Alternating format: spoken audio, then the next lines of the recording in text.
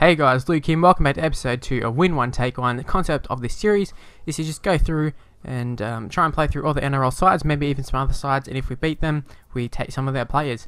Now if you want to see a bigger explanation or a better explanation, go back and watch episode 1, and then come back and watch this one. Obviously you missed in the first game as well. In the very first game we took on the Eels.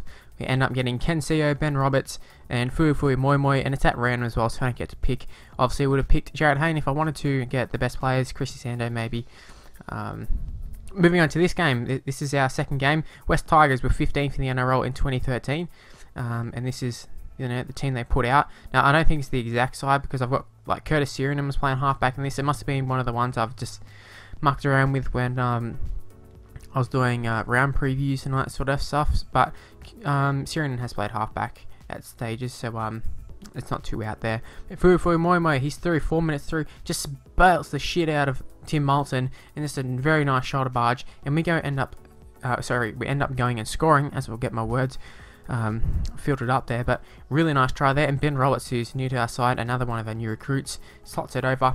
He's our goal kicker. I think the winger was the goal kicker last episode, but don't really have any need for him. Ken Seo's on the wing. Fuifui, who has had an immediate impact, obviously by scoring the try, just so good. He went and scored. Ben Roberts kicked the goal. Now moving on to the 27th minute here, Condren, I don't know how long he's going to be here, but Ben Roberts ends up throwing the ball there, and that was obviously my fault, but it's a little bit of a Ben Roberts special, some might say. Playing so well, and then we just go through and make a shitty error like that. And Blake Ashford goes and scores for them. And Benji Marshall kicked the goal. I don't know why I didn't show the goal, but yeah, he kicked the goal. Moving on to the 56th minute, here we're conjuring it just straight down this throat here. We're going to find a little bit of space here. We get it to Clark, who gets it onto Waller. We've got a few options here. We're going to throw the cut up pass to Thackeray, who is pretty good, but just doesn't have the speed of these guys. Like they've got Benji and all that sort of stuff, so just no way we're going to keep up with them. Then Ben Roberts makes up for his mistake earlier as he picks up a try just through a grubber, and he'll also be attempting to kick his own conversion. So here we have a look at it. It's looking pretty nice, and it's straight over the hey diddle diddle, as Andrew Voss would say in Rugby League 2, I believe it was. So that was a little thing he used to say. And then Fuifui Moi Moi, another shoulder barge here. Then we got Hodgson, who was just out in the wing temporarily, tries to take it around Moulton, which he does, but then a great tackle by Moulton, just getting back there, and pretty good effort there from Moulton. I mean, if we end up getting Moulton, it couldn't be the worst thing. I'd say on this game he's probably rated okay. Benji Marshall gets the ball palmed off one. This is going to happen with some of these shitty players. It does pass a little bit too early to Chris Lawrence and end up making the tackle. And then one final chance here with Braith and Asta on the ball. It wasn't meant to be, as the Tigers go down. We didn't reach 20 points, so we're not going to get an extra player, but another 3 players coming our way. Ben Roberts picking man of the match, so let's take a look at the numbers we're going to be getting.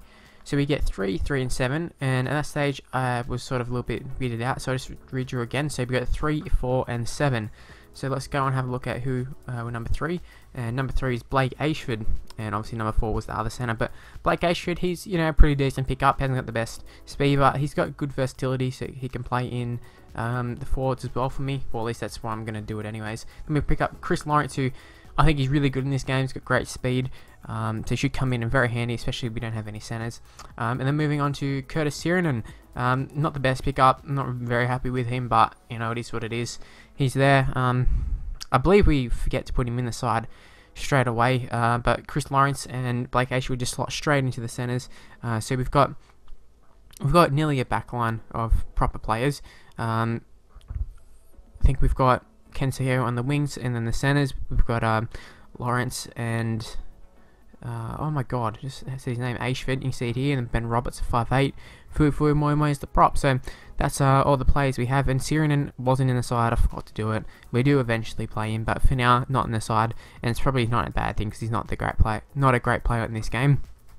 Moving on to game against 14th place Dragons for that year, and I do have to say they have a pretty nice side, so we can definitely get some great players, particularly in their backline. Brett Morris, Nightingale, Josh Dugan, I think Widdop wasn't in the side at this stage, but yeah, like I said, some really great players we could pick up. Chris Lawrence on his debut ends up scoring a try under the post, and we're going in for the kill this one, 5 minutes in, much like the first game.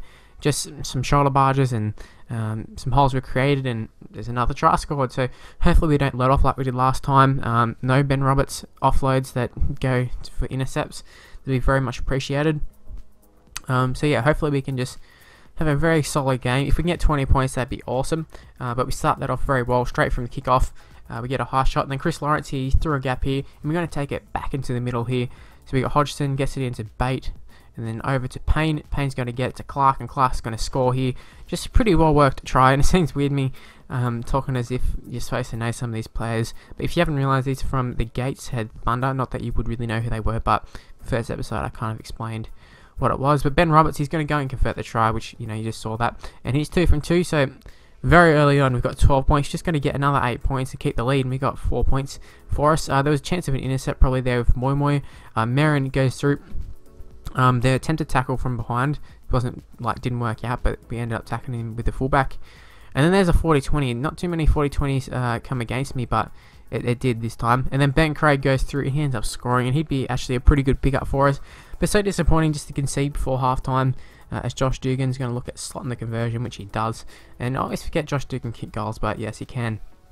So he's 1 from 1. But just to concede like a try like that right before halftime, we came racing out of the line to try and limit the opportunities for any sort of grubbers, or you know, just pretty much limit the space they had, and we unfortunately missed, or we might have been able to get an intercept.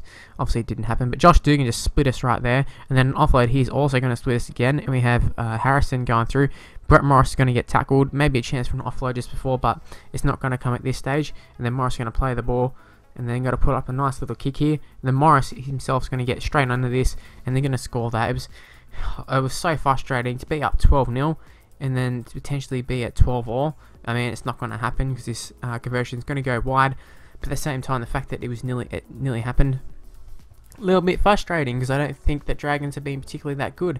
But everything's going to work itself out here as Woods goes through, conjuring the fullback, gets the ball, offload to Clark, and then Clark's got to offload it to Steen, and Steen's going to go through, and he's going to score. And that was a really nice try, I've got to say. For Rugby League Live 2, you can't really score any real spectacular tries, but just the offloads there, keeping it alive, especially for the caliber side that we had against an NRL side. Great stuff, and this is on the highest difficulty as well, so none of that shit going, oh, this is easy, you're playing on crappy difficulty, so whatever. 8 to 10. At this stage, we're under a little bit of pressure, but then Woods, the halfback, goes through and he gets it. Actually, he might be the foot. Oh yeah, no, he's the halfback. We're sort of just trying to put him off, because obviously Brett Morris is way faster, but we're just trying to put him off for as long as possible, try and sort of beat the system, because the game wouldn't come in and make tackles at certain times, but they eventually did. Nearly scored in the corner there, just not enough pace, but then Lawrence is going to put Barker over. Barker eventually, they did go to the video ref, because they had a little bit of a struggle for the ball there, but it's just some little thing where they always do it with that sort of animation. I'm not exactly sure why, but the good thing about that try was not only did it seal the win, but it also sealed the 20 points and above thing. So we're going to get 4 players this time, which is I'm very excited about. The first time we've had it happen here.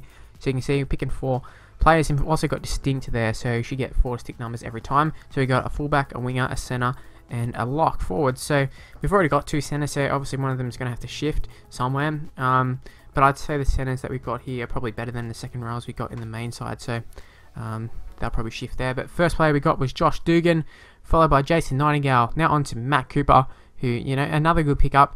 I'm pretty happy about getting Matt Cooper, and it's not that he's a great player, it's just that it's another one that we're going to versatile. He might be a back, he can play in the backs, play in the forwards, whatever. And the final player was Trent Merrin, who should slot into either the lock position or the front row. I think for the time being he'll probably come into the front row position, just because we don't really have any front rowers who are that good or anything, and the second row seems to be doing an okay job, and Merrin's not exactly like the fastest second rower or lock, whatever, so I'd rather have him in the prop forward position. That's where the episode's going to end. Hopefully you've enjoyed it. It's a little bit different, something I've never really done, but yeah, hopefully you've enjoyed it. You can leave a like, subscribe to my channel. Also with the likes, 10 likes would be awesome. But yeah, make sure you subscribe. If you want to follow me on Twitter, at Mr. Luke on YT is my handle, and I've got a Facebook page in the description below, and I'll see you for the next video, guys. Bye.